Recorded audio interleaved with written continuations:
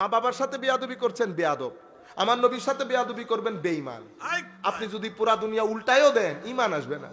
মনে রাখবেন আমল।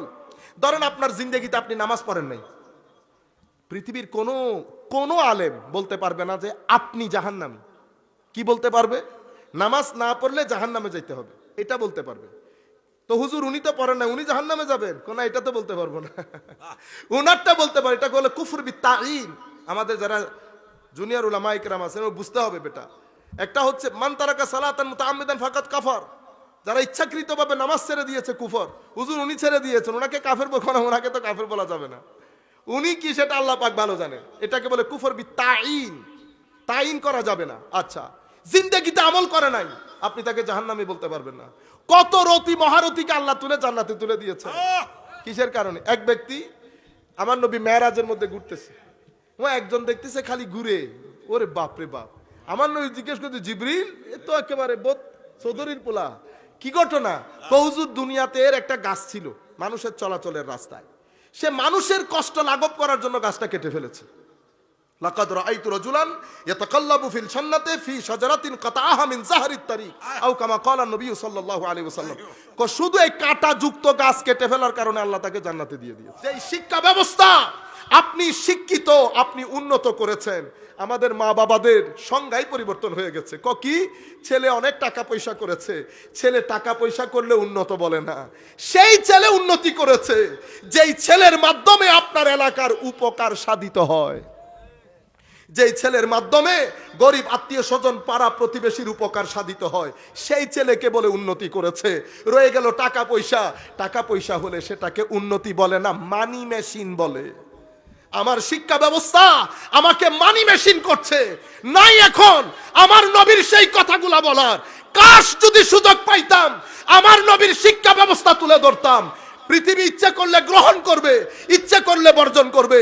আমার নবীর শিক্ষা ব্যবস্থা 10 বছর মদিনা শরীফ, জঙ্গে বদরের যুদ্ধে আমার নবী কিছু সংখ্যক যুদ্ধবন্দী এসেছে, আমার নবী তো হত্যা করতে আসে নাই।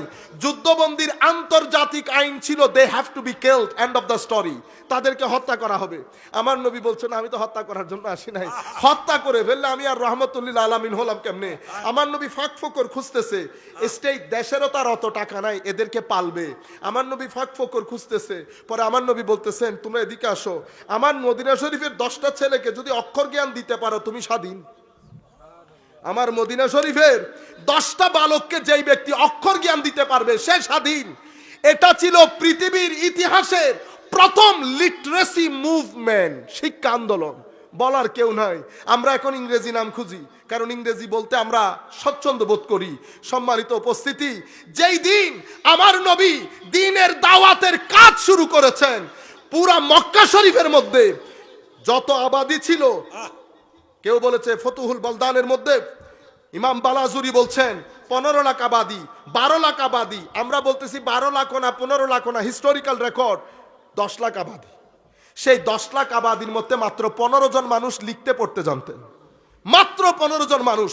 এখান থেকে আমার নবী শুরু করেছে। মদিনা শরীফে যেদিন বিদায় হজ্জের ভাষণ দিয়ে মদিনা শরীফ তশরিফ এনেছেন, আমার নবী যেই দিন দুনিয়া থেকে চলে যাচ্ছেন 15,000 স্কোয়ার ফিটের মদিনা হয়েছে 32 লাখ স্কোয়ার ফিটের মদিনা। ছিল 15,000, হয়েছে 32 লাখ। মানুষ মারা গেছে 450 থেকে 500-র ভিতরে। আমার নবীর মদিনা শরীফের শিক্ষার রেট বাড়তে বাড়তে 75% গিয়ে পৌঁছেছে।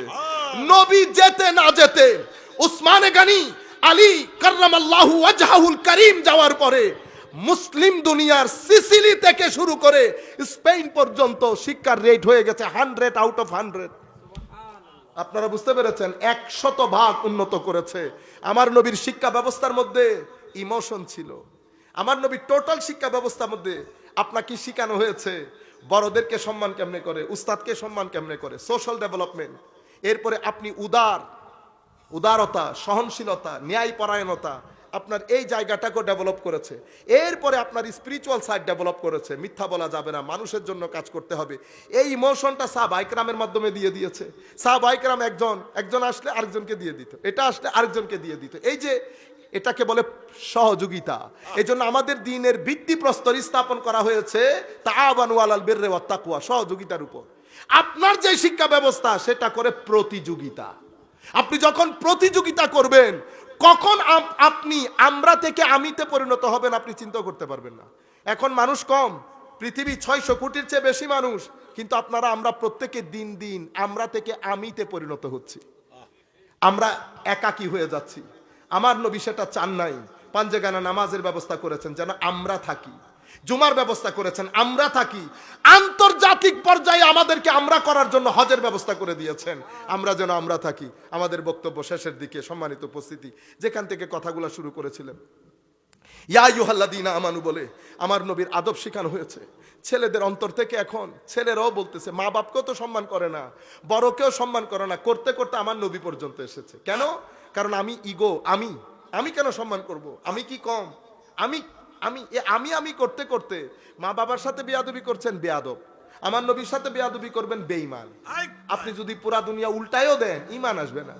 মনে রাখবেন, আমল, ধরেন আপনার জিন্দেগিতে আপনি নামাজ পড়েন নাই, পৃথিবীর কোন আলেম বলতে পারবে না যে আপনি জাহান্নামী। কি বলতে পারবে?